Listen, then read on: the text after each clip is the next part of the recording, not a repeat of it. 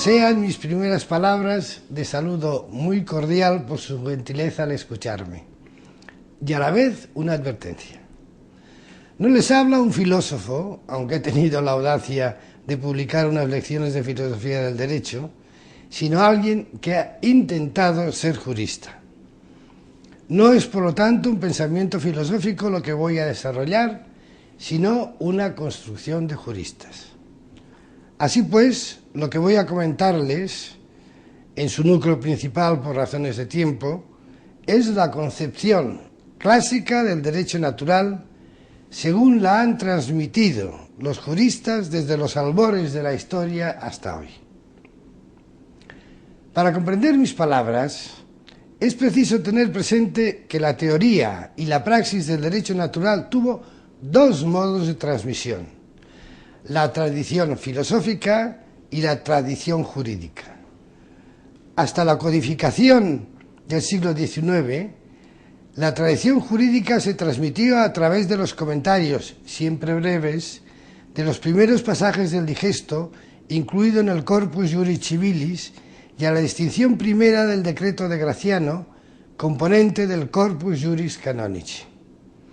Característica de esta tradición jurídica fue ser escasamente sensible a las disquisiciones filosóficas que poco influyeron en esta tradición.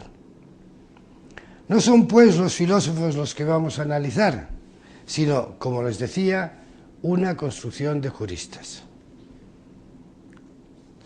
La convicción primera y fundamental de la tradición clásica puede establecerse así: el derecho natural es verdadero derecho. Con ello no solo se quiere decir que existe el derecho natural, sino también que se tiene por inconcluso que posee naturaleza específicamente jurídica. Esta afirmación requiere ser explicada para poner de manifiesto su sentido.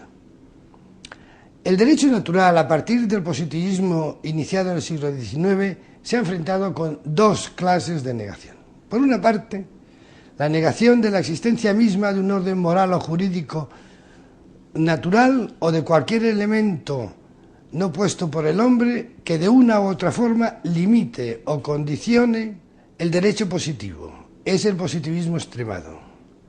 Por otro lado, la negación del derecho natural como una clase o tipo de derecho vigente, unida a la afirmación de la existencia de algún factor moral, ontológico, axiológico o noseológico, condicionador del derecho, a que en algún sentido ciertos autores han llamado derecho natural. Es el positivismo moderado, también denominado objetivismo jurídico. Es bien sabido cuán múltiples son las teorías que abarca el objetivismo jurídico. En él se pueden incluir corrientes kantianas y neokantianas que hablan del derecho natural como forma a priori del derecho, como idea o ideal formal del derecho. También la doctrina de las cosas, la jurisprudencia de principios, la línea de la estimativa y la axiología jurídicas, y las posturas de muchos otros autores que de una u otra forma postulan la existencia de factores que condicionan la interpretación del derecho positivo y, por lo tanto, el mismo derecho positivo. De estos autores, unos hablan del derecho natural, otros no, pero el uso del término derecho natural por los objetivistas no debe llevar a engaño. Tales condicionamientos no son el derecho natural en sentido clásico, y en mi modesta opinión, pienso que en tales casos no debería hablarse de derecho natural. Para la ciencia jurídica clásica, repito, el derecho natural es una clase o tipo de derecho vigente. Es, pues, derecho, y por lo tanto es, de suyo, derecho vigente. Cuando habla de derechos naturales, se refiere a verdaderos derechos del hombre que son defendibles en el foro. Si habla de la ley natural, se refiere a preceptos, prohibiciones o permisiones de la razón natural que forman parte del derecho vigente en la sociedad. Verdaderos derechos y verdaderas leyes dados por la naturaleza, pero cuyo origen se remonta, para los teístas, al supremo legislador, que es Dios. Derecho vigente. parte del derecho vigente. Esta es idea fundamental de la concepción clásica del derecho natural. Es la concepción que encontramos en Aristóteles, en un conocido pasaje de la Ética a Nicómaco. Dice así: en el derecho político, esto es, el derecho vigente en una sociedad perfecta o polis, una parte es natural y la otra legal. Es natural lo que en todas partes tiene la misma fuerza y no depende de las diversas opiniones de los hombres. Es legal lo que en principio puede ser indiferentemente de tal modo o del modo contrario, pero que cesa de ser indiferente desde que la ley lo ha resuelto. El texto es bien claro. El derecho natural es una parte del derecho vigente de la polis.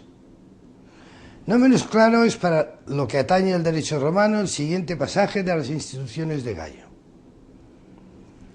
Todos los pueblos que se gobiernan por leyes y costumbres usan en parte su derecho peculiar, en parte el común de todos los hombres, pues el derecho que cada pueblo estableció para sí es propio de la ciudad y se llama derecho civil, como el derecho propio que es de la misma ciudad.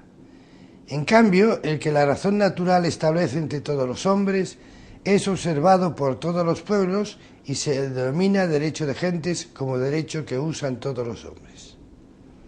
Así pues, el derecho romano usa en parte de su propio derecho y en parte del común de todos los hombres. Gallo es inequívoco. El derecho natural, el que establece la razón natural entre todos los hombres, que él llama derechos de gentes, es un derecho que se usa, un derecho vivo, que se aplica en la vida y en el foro.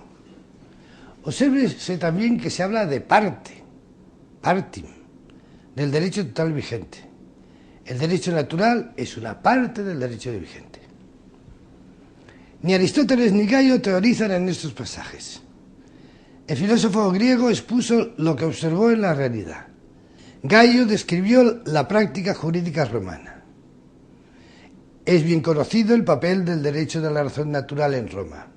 Por una parte, era el derecho que regulaba las relaciones entre ciudadanos romanos y extranjeros, a las cuales no era aplicable el ius civile.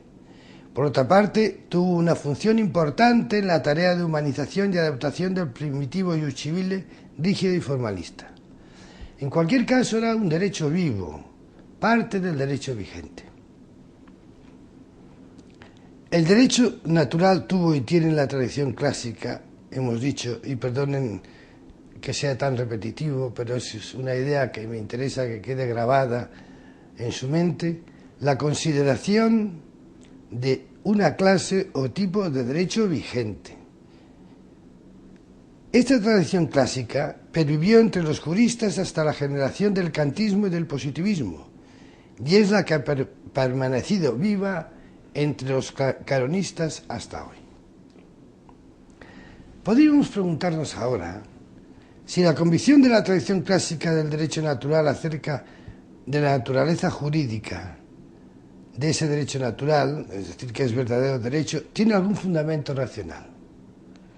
¿Se trata de una tradición asumida acríticamente?